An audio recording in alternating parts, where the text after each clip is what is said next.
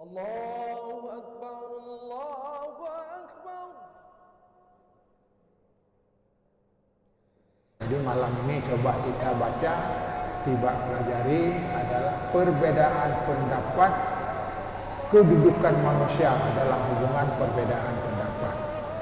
Bagaimana Allah membatasi atau menerangkan perbedaan pendapat bagi manusia ini. Jadi dalam hal ini tentu saja kita akan membaca hal-hal yang berhubungan ayat dan hadis yang berhubungan dengan ini. Satu di antaranya yang kita sudah hafal semua, yaitu wa idza qala rabbuka inni ja'ilun fil ardi khalifah qalu ataj'alu fiha may yufsidu fiha wa yasfiku dima wa nahnu nusabbihu bihamdika wa nuqaddisu lak qala inni a'lamu ma la ta'lamun. Ini satu ayat yang Alhamdulillahilladzi faddala alaina bi ni'matil Islam wal iman.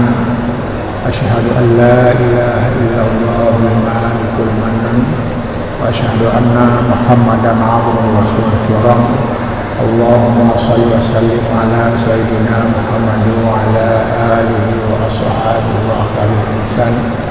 Ayyuhal ikhwan isbiru wa sabiru wattaqullaha la'allakum tuflihun. Jamaah salat maghrib yang dimuliakan Allah, pada malam hari ini kita bisa saja melanjutkan pengajian yang lalu, walaupun topiknya sedikit berbeda-beda, tapi arahnya sesuai dengan tugas kami, yaitu mengkaji berhubungan dengan perbedaan pendapat, atau dengan istilah lain masailul fiqhiyah, atau juga mencakup maqasidus syariah, tujuan atau rahasia daripada syariat yang kita terima ini. Karenanya pada malam hari ini kita akan membahas bukan topik masalah hukum, akan tetapi yang kita bahas adalah kedudukan manusia dalam hubungan dengan khilafiyah, dengan perbedaan pendapat. Judul ini sengaja kami pilih supaya saudara-saudara kami yang mendengar, baik datang langsung atau melalui media radio, ini akan tahu persis kenapa Islam ada perbedaan. Apakah Allah mengizinkannya perbedaan terjadi, atau kenapa latar belakang sehingga timbulnya perbedaan di kalangan para ulama. Maka karenanya pada malam hari ini kita ingin mencoba masuk dalam perbedaan dalam sifat umum, tidak membahas perbedaan dalam masalah syariat, dalam masalah agama, karena ini ada kajian khusus. Dan kami juga ada beberapa kitab menjadi pegangan nanti, yang mudah-mudahan kita langsung rujuk membaca kitab. Dan yang dibaca karena judulnya adalah judul orang dewasa. Kalau dalam perguruan tinggi itu di S1 paling dimulai, tentu saja pembahasannya disederhanakan sesuai dengan kemampuan para jamaah dan saudara-saudara kami yang mengikutinya. Tujuan kajian ini tidak lain adalah untuk ada sebuah bekal, sebuah ilmu yang berhubungan dengan khilafiyah, yang sehingga dengan demikian kita tidak lagi ragu-ragu atau istilah ragu atau istilah lain, apa yang kita amalkan ini sudah sangat yakin. Andai kata ada dalam kajian-kajian ini barangkali ada yang berbeda dengan rekan-rekan kami, baik dari para ulama dan sebagainya, maka perbedaan itu bisa ditanya langsung. Nomor HP-nya juga sudah ada pada pengurus masjid, dan ditanya langsung, atau bisa saja karena di Masjid Oman sudah dibuka tanya jawab, jadi tidak hanya memberi tetapi harusnya ada tanya jawab, sehingga masyarakat puas. Apa saja yang ragu-ragu langsung ditanyakan, dan yang memberi pengajian juga harus rela kalau dikritik dan sebagainya, karena tujuan akhir adalah mencari ilmu yang menyelamatkan kita, atau sekurang-kurangnya apa yang kita ketahui itu bermanfaat, di samping akan menambah pahala kita dalam hubungan beribadah dan sebagainya. Dengan demikian pada malam hari ini mungkin sebagai awal dari kajian kita berkenaan dengan masalah-masalah ikhtilaf, walaupun ada orang belum menyebut masalah khilafiyah. Sebenarnya istilah ini tidak benar. Masalah khilafiyah artinya masalah berbeda. Berbeda. Khilafiyah itu khilaf, berbeda. Tetapi ikhtilaf adalah perbedaan yang disebabkan berdasarkan nas. Jadi ada beda khilafiyah dengan ikhtilaf. Maka yang sebenarnya masalah ikhtilaf adalah perbedaan yang dibenarkan dalam agama, sedangkan khilaf adalah perbedaan itu beda. Setiap perbedaan tentu saja ada latar belakangnya. Jadi malam ini coba kita baca, pelajari adalah perbedaan pendapat, kedudukan manusia dalam hubungan perbedaan pendapat. Bagaimana Allah membatasi atau menerangkan perbedaan pendapat bagi manusia ini. Jadi dalam hal ini tentu saja kita akan membaca hal-hal yang berhubungan, ayat dan hadis yang berhubungan dengan ini. Satu di antaranya yang kita sudah hafal semua, yaitu wa idza qala rabbuka inni ja'ilun fil ardi khalifah qalu ataj'alu fiha may yufsidu fiha wa yasfiku dima wa nahnu nusabbihu bihamdika wa nuqaddisu lak qala inni a'lamu ma la ta'lamun. Ini satu ayat yang kita jumpai dalam surat Al-Baqarah. Surah Al-Baqarah mungkin sekitar ayat 20 barangkali, yang isinya kita sudah sama memahami. Ini adalah ayat intinya, bahwa artinya ketika Allah Tuhan kita menyatakan ini ja'ilun fil ardi khalifah, saya akan menciptakan, mewujudkan, mengadakan pada bumi ini seorang khalifah. Kalau maka malaikat berkata, ataj'alu fiha, apakah engkau menjadikan manusia itu sebagai khalifah, sedangkan potensi profil daripada manusia itu yufsidu fiha, berbuat kerusakan, wa yasfiku dima, dan bertumpah darah. Ini langsung Allah menyatakan profil manusia, watak manusia, karakter manusia, yaitu suka berbuat kerusakan. Jadi kalau dikatakan oleh ulama, mungkin ulama itu bisa salah atau bisa kita tidak mendengar, tapi ini Allah sendiri yang menyatakan bahwa manusia ada karakter awalnya, yaitu memiliki fitrah berbuat kerusakan, dan yang kedua bertumpah darah. Maka dengan demikian tidaklah heran kalau kita dijumpai di lapangan demikian, bahwa benar-benar kerusakan ini disebabkan manusia. Bahkan dalam ayat lain sudah diterangkan supaya tidak menyimpang, jadi arahnya kepada hal ini saja. Jadi sedangkan malaikat berkata, wa nahnu nusabbihu bihamdika wa nuqaddisu lak, sedangkan kami para malaikat ini adalah bertasbih memuji Engkau. Jadi malaikat ini ada yang sifatnya bertasbih, tidak pernah mengelak, tidak pernah bosan, selalu menyebutkan subhanallah dan sebagainya dalam hubungan bertasbih. Wa nuqaddisulah, dan menyucikan Allah. Jadi malaikat itu tidak ada kesan-kesan dia melalaikan tugas yang diberikan oleh Allah, dan juga menempatkan Allah itu adalah secara bersih. Tidak ada kepentingan-kepentingan lain. Ketika malaikat menjawab demikian, maka Allah berfirman, berfirman, ini a'lamu ma la ta'lamun. Wahai malaikat, saya lebih tahu apa yang kamu tidak tahu. Artinya ada rahasia. Allah mewujudkan manusia dengan sifat-sifat ini. Apakah manusia ini dicoba? Apakah sudah cukup menyatakan saya orang beriman, cara orang Islam, tetapi tidak ada cobaan?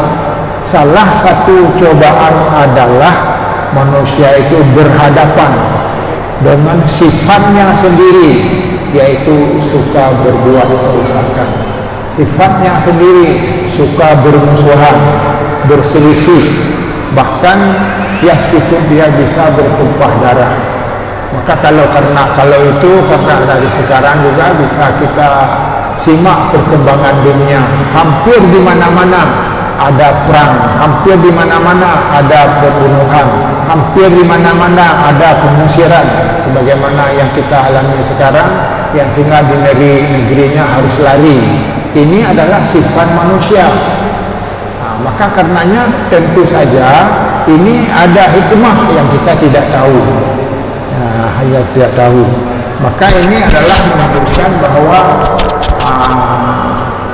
malaikat itu seperti kesannya protes, tapi bukan protes, karena malaikat tidak ada istilah protes. Wa nahnu nusabbihu bihamdika wa nuqaddisulah, karena polanya bersih. Karena karena para malaikat ketika dihadapkan kepada ini menjawab bahwa qalu la ilma lana illa ma 'allamtana. Jadi malaikat menjawab, kalau begitu saya tidak tahu kecuali apa yang kau beritahukan. Maka ada sebuah sifat malaikat yang luar biasa. Ya'malu ma tu'marun, apa yang diperintahkan itu dikerjakan.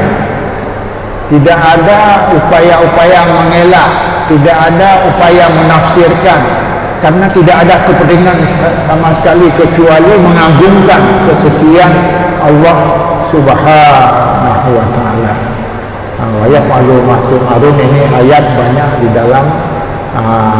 di dalam Al-Quran yang menerangkan kepada sifat daripada malaikat ini.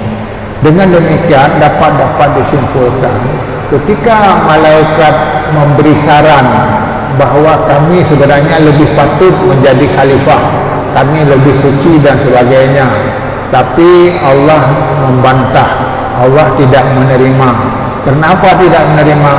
Karena ada rahasia di dalam perbedaan-perbedaan ini.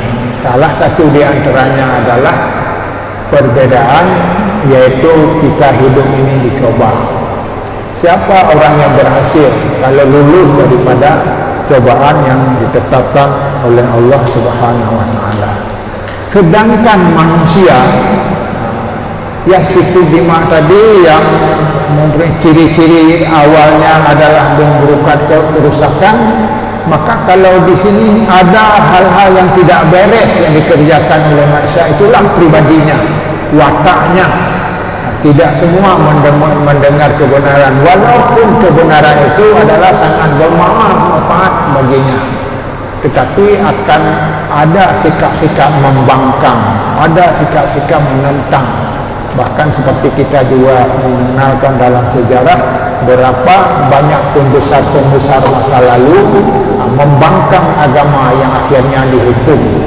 dan pada kesempatan ini kita tidak uraikan dalam hal yang lain. Sedangkan manusia, kedua-duanya dengan malaikat itu sama. Wa ma khalaqtul jinna wal insa illa liya'budun, yaitu tidak kami jadikan manusia dan jin kecuali menyembahku. Jadi dua-dua sama. Dengan demikian jin juga kita tidak perlu bermusuhan kecuali kalau jin jahat. Karena itu saudara kita walaupun berbeda jenis, berbeda karakter dan sebagainya. Jadi jin itu adalah sesuatu yang bahkan pada masa Nabi Sulaiman, wa husyira li Sulaiman junuduhu minal jinni wal insi wal thairi wa hum yusamun. Kalau masa Nabi Sulaiman justru jin itu diatur, diatur sehingga ketika diperintahkan untuk hadir berjumpa maka berjuta-juta. Kalau kita sebut berjuta sebenarnya tidak disebut berjuta. Jadi banyak sekali jin-jin yang datang menerima panggilan dari Nabi Sulaiman. Panggilan itu arahnya apa? Membawa risalah Rasulullah Sallallahu Alaihi Wasallam. Jadi dia membawa ajaran Islam kepada mereka. Maka karenanya pada ketika itu hatta idza ata ala wadin namli qalat ya ayyuhan namlu khulu fi masakinikum la yahtimannakum junudu wa hum la yashurun. Maka apa anak Rasulullah syurah, maka ketika diutuskan sampai pada satu tempat wadi, itu ada yang menyatakan satu tempat saja secara umum, maka yang dikumpulkan jin,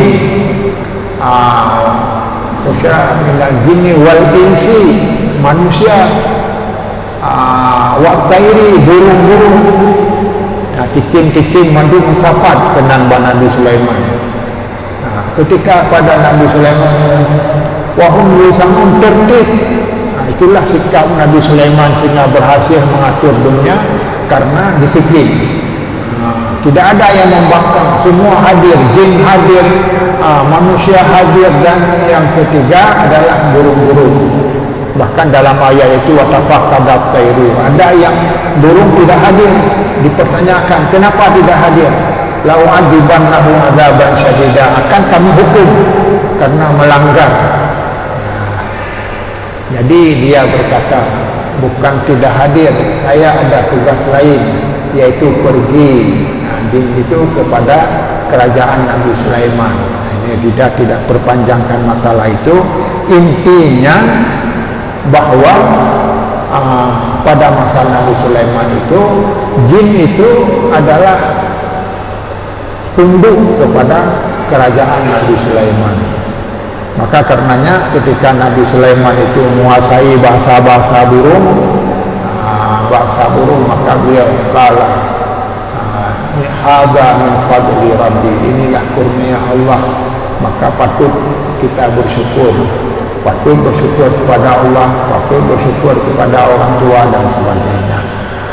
Jamaah yang berbahagia, dalam kesimpulan awal ini dapat kita simpulkan perbedaan pendapat watak manusia.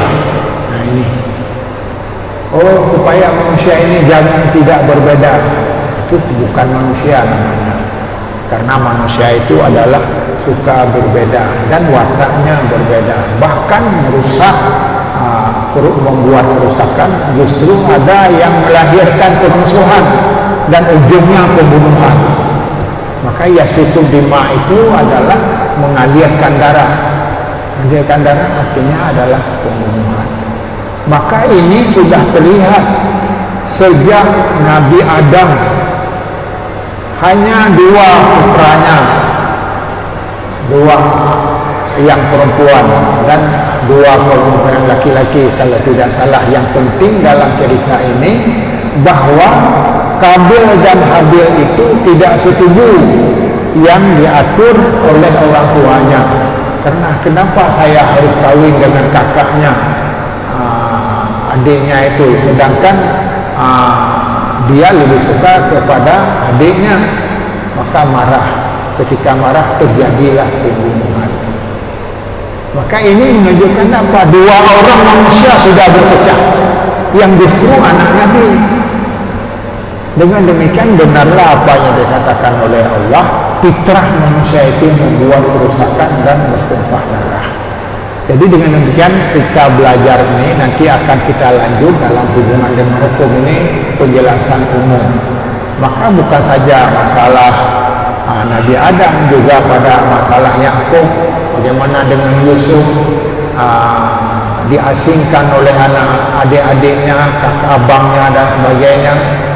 Ini semuanya adalah latar belakang. Sifat manusia adalah didorong oleh nafsu, oleh keinginan meninggalkan petunjuk agama.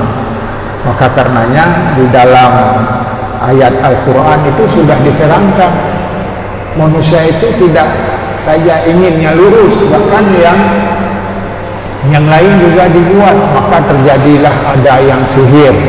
Ini sebagaimana disebutkan di dalam ayat berkenaan dengan pelaksanaan sihir, yaitu sesuatu yang mengganggu. Maka manusia sampai sekarang dikatakan oleh Allah apa di wa annahu kana rajulun minal insi ya'uduna bi rajulin bi rijalin minan jinni wal insi wal insi fazaduhum rahaka. Maka ada manusia yang minta perlindungan kepada jin. Maka orang yang minta perlindungan pada jin fazaduhum rahaka, maka bertambah sesatlah. Jadi ada pedoman yang sebenarnya sudah diberikan Allah tidak berpegang, maka terjadilah sampai sekarang budaya bergantung kepada ilmu sihir. Bahkan saya dengar di Jawa itu berat sekali, ketika ada perbedaan ujungnya untuk kematian. Ada yang satu kampung menjadi korban. Maka karenanya sampai sekarang perselisihan itu sering juga digunakan oleh sebahagian manusia untuk menghancurkannya. Dan mudah-mudahan di Aceh oleh orang yang taat beragama ini sangat menghindari, walaupun budaya ini sudah berkembang di tengah-tengah masyarakat. Bahkan karena ini sudah ada perasaan seperti ini, orang sakit akhirnya dituduh si fulan lah yang membuat yang membuat dia seperti itu, sudah menyihirkannya dan sebagainya. Dan ini berkembang sampai sekarang dan yang akan datang. Permasalahannya adalah karena tidak menunduk kepada perintah Allah, suka berbeda, suka menentang. Maka disebutkanlah di dalam surah Al-Baqarah pada ayat selanjutnya, ihbitu, turunkanlah ke bumi. Yaitu ketika Nabi Adam sendiri yang sudah diberi tempat yang baik di dalam surga, makan apa saja dan sebagainya. Tetapi kita sudah tahu sejarah Adam dan Hawa memakan buah khuldi yang dilarang. Akhirnya disuruh turun ke bumi. Ihbitu. Jadi turunlah ke bumi. Fa innalakum di dalam ayat itu ba'dhum wa ba'dhum aduwwun wa mustaqarrun. Jadi kamu turun ke bumi, di sana kamu akan aduwwun, akan terjadi banyak perbedaan, banyak permusuhan. Wa mustaqarrun, dan kamu tinggal di dunia sementara.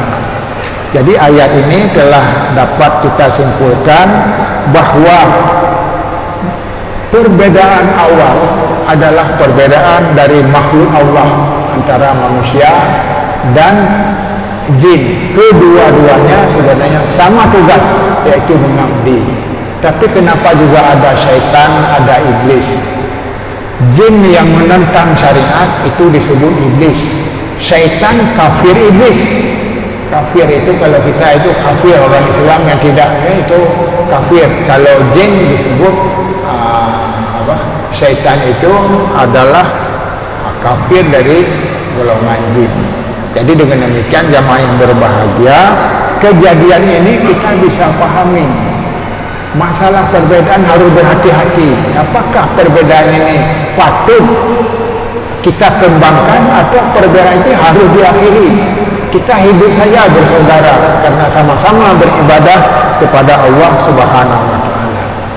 Maka dalam ayat ini disebutkan wa kadzalika ja'alna likulli nabiyyin aduwwan minal jinni wal insi yuhi ba'duhum ila ba'din zukhrufal qawli ghurura.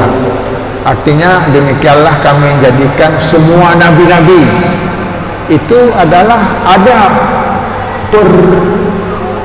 perbedaan, ada permusuhan, aduan minal jinni antara jin dan manusia yang sebahagian mereka merayu. Zukhrufal ini adalah berkata indah yang sehingga orang mengikuti.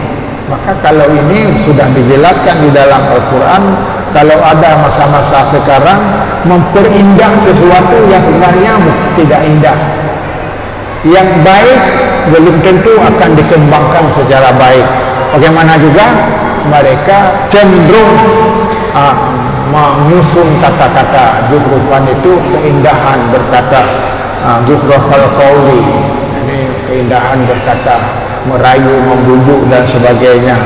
Maka inilah yang sebenarnya dikatakan oleh Tuhan, ada sifat manusia menyimpang, membedakan diri dengan perintah Allah itu dengan cara membuat rekayasa-rekayasa lain. Maka kalau dalam hidup ini ada aturan yang baik, aturan itu tidak diikuti, dicarinya yang lain. Upaya apa? Itulah kesenangan manusia. Maka karena ini bangsa kita sekarang di mana-mana ada perbedaan, ada perpecahan, ada saling mencari kepentingan sendiri dan lupa kepada prinsip-prinsip apakah agama atau negara. Ada juga orang bernegara, tapi kalau dalam prakteknya jadi mengabaikan prinsip-prinsip negara. Jamaah yang berbahagia, pada malam ini sebagai mukaddimah dapat disimpulkan beberapa hal. Kedudukan manusia adalah watak manusia ada fitrah, fitrahnya membangkang. Maka tidak semua akal lurus. Itulah tugas para nabi. Betapa hebatnya pada masa Nabi Nuh yang 950 tahun mengajak umat itu menyembah Allah. Akan tetapi bukan ke sana arahnya, tidak menyembah Allah, hanya beberapa orang saja. Maka terjadilah musibah besar sehingga dikaramkan, dihancurkan alam, termasuk anaknya sendiri, termasuk anak yang sendiri. Ketika diajak, anakku marilah naik kapal ini akan turun musibah lebih besar. Tidak apa-apa, saya akan naik ke gunung minumnya ini Lunjah Selawah atau Tualon. Jadi begitulah akhirnya dia tenggelamkan sebagai orang kafir. Jadi ini sudah sangat yakin kita, benarlah manusia diciptakan dalam suasana bertentangan, suasana membangkang, tidak rela menerima ajaran agama dengan baik. Kalaulah mereka mengamalkan ajaran ini dengan baik, tentu tidak akan terjadi musibah-musibah. Dan yakinkanlah jamaah yang berbahagia, ketika masyarakat pada umumnya sudah meninggalkan bentuk ajaran agama, sama hati akan menunggu musibah. Dan ini sudah menimpa beberapa generasi yang lalu, yang sehingga kita kenal bagaimana dengan Nabi, dengan Fir'aun yang sehingga ditenggelamkan, bagaimana dengan Qarun dan lain-lain dan sebagainya. Yang kedua, berdasarkan ayat tadi adalah manusia itu adalah suka berbuat bermusuhan. Untuk membuat musuhan mengadakan tipu daya yang licik, cara masing-masing sesuai profesinya. Mungkin orang politik menggunakan alat politiknya, cara menghina orang lain, cara dan sebagainya. Kita tidak tahu apa yang dikerjakan oleh orang-orang yang tujuannya jahat. Maka dengan demikian jamaah yang berbahagia, dalam ayat sudah dinyatakan Allah membiar walau sya'a rabbuka ma fa'aluhu. Andai kata Allah mencegah, sudah bisa supaya tidak berbuat ini, bisa saja Allah, tetapi karena ada cobaan lain, maka Allah menyatakan wadaruhum wa ma yaftaru, biarlah mereka berbuat dan dia akan merasa akibatnya sendiri.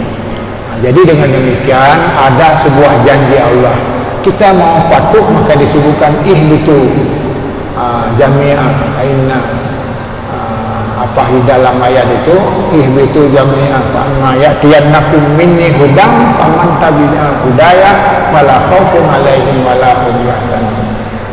Maka keluarlah turun dari bumi, dan dari bumi ini kalau kita mengikuti petunjuk Allah, kita tidak pernah susah, tidak ada yang akan bermasalah kalau orang itu wala khaufun 'alaihim wala yahzanun, tidak gelisah, tidak gundah. Semua orang itu akan mendapat kebaikan, termasuk kemakmuran. Sebab masa sekarang ini kalau kita taat pada agama, kita terus miskin, itu pendapat yang keliru. Rezeki bukan dari manusia, rezeki bukan dari penipuan, rezeki bukan dari perjudian, rezeki bukan dari menjual sabu-sabu dan sebagainya. Rezeki akan dibantu oleh Allah. Wa may yattaqillaha yaj'al lahu makhraja. Kalau orang yang sudah bertakwa, sudah terikat dengan petunjuk Allah, maka orang itu akan diberi rezeki, ada diberi jalan keluar. Yarzuquhu min haitsu la yahtasib. Rezeki pun tidak diduga-duga. Saya ada satu istilah sekarang, semua sudah tahu kita, tapi siapa yang mau mencoba? Cobaan pertama, jangan sekali-kali kita suka menyimpang, lebih-lebih dalam hubungan dengan harta benda, karena harta benda adalah faktor utama yang menyebabkan manusia banyak ke neraka. Kenapa? Karena harta itu disenangi oleh manusia, mempengaruhi orang juga dengan harta lebih mudah, dan sebagainya dan sebagainya. Jadi dengan demikian jamaah yang berbahagia dalam kesempatan ini, barangkali perlu kita menganggap bahwa perbedaan yang terjadi harus kita sikapi, harus kita pilah. Maka disebutkanlah dalam ayat yaj'al lakum furqana. Kalau orang sudah bertakwa, orang sudah teguh dengan tahu, yaj'al lakum furqana, akan mampu memilah-milah. Maka inilah yang kejadian dengan masa Fir'aun, yaitu dengan Masyitah. Ini Masyitah ya, Masyitah kalau tidak salah saya, karena dia tahu ketika anaknya disisir oleh Masyitah, kemudian jatuh sisirnya, maka disebut dengan nama Allah. Nama Allah, ketika disebut dengan nama Allah, maka dikatakan, apakah ada Tuhan selain ayah saya? Ada, yaitu Tuhan saya, Tuhan kamu, Tuhan ayah kamu. Maka diberitahukanlah kepada ayahnya Fir'aun, akhirnya dicoba dihukum. Apa yang menarik, ketika dihukum, dua anaknya sudah dilempar dalam api, dalam kuali. Kalau api lah yang bentuk kuali itu seperti dimasak dengan kuali. Kemudian ada yang kecil lagi, maka dia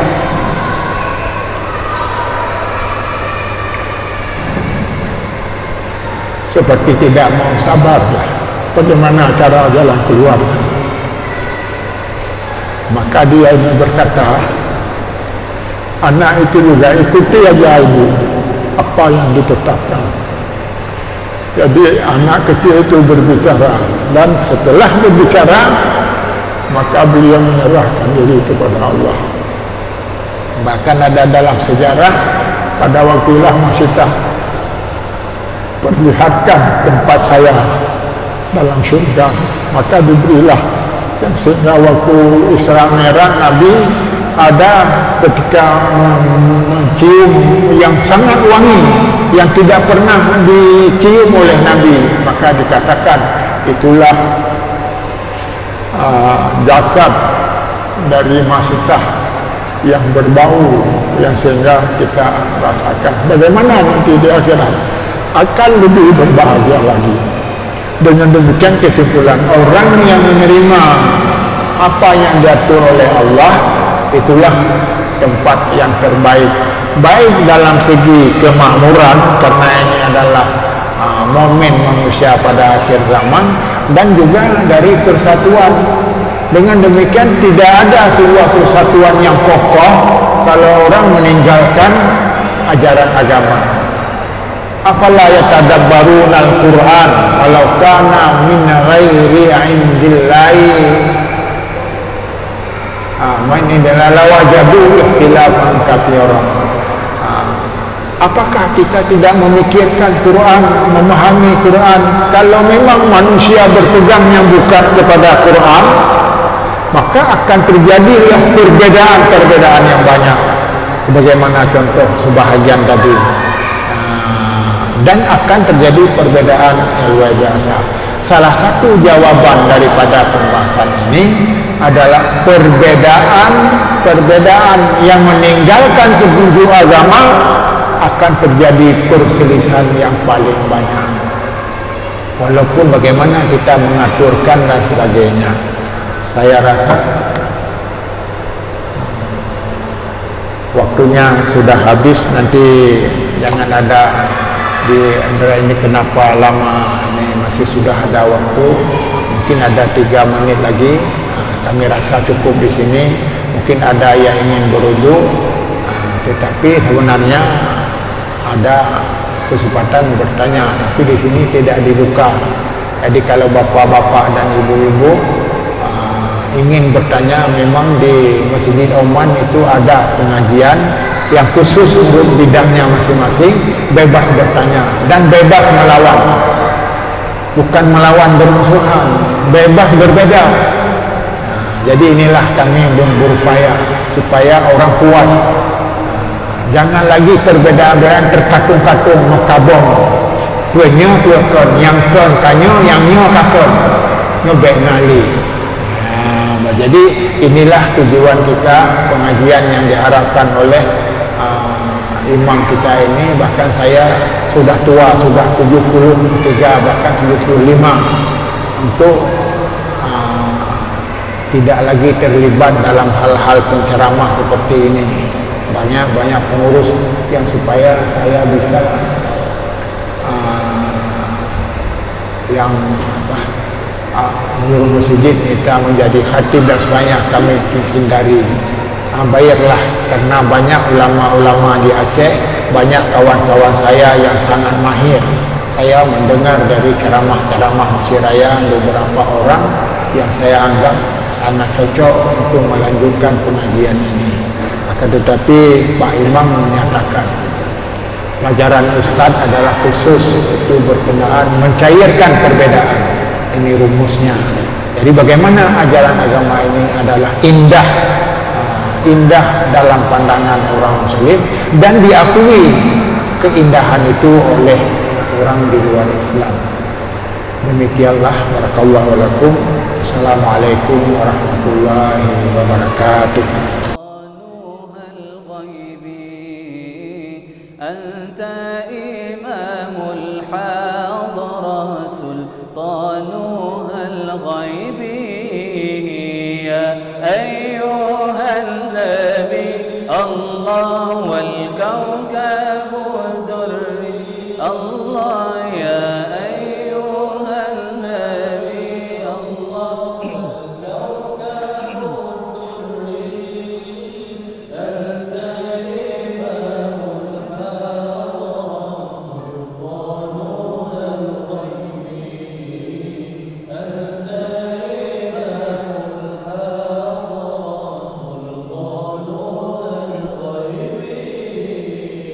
فإني عبد حملي ثقيل فإني عبد حملي ثقيل ولي ذنوب مثل الرمال